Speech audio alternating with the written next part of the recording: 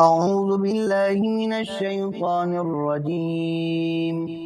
بسم الله الرحمن الرحيم. يا أيها الناس كلوا مما في الأرض حلالا طيبا ولا تتبعوا خطوات الشيطان إنه لكم عدو مبين. إنما يأمركم بالسوء والفحشاء وأن تقولوا على الله ما لا تعلمون. وإذا قيل لهم اتبعوا ما أنزل الله قالوا بل نتبع ما ألفينا عليه آباءنا أولو كان آباؤهم لا يعقلون شيئا ولا يهتدون.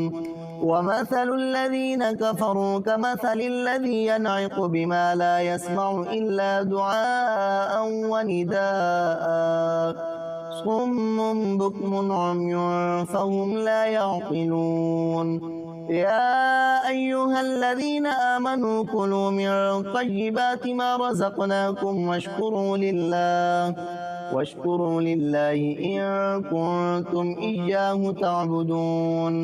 إنما حرم عليكم الميتة والدم ولحم الخنزير وما أهل به لغير الله فمن اضطر غير باغ ولا عاد فلا إثم عليه إن الله غفور رحيم. إن الذين يكتمون ما أنزل الله من الكتاب ويشترون به ثمنا قليلا أولئك ما يأكلون في بطونهم إلا النار ولا يكلمهم الله يوم القيامة ولا يزكيهم ولهم عذاب أليم.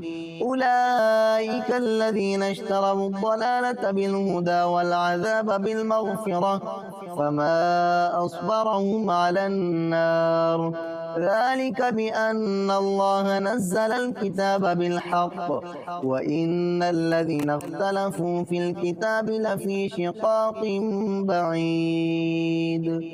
صدق الله العظيم.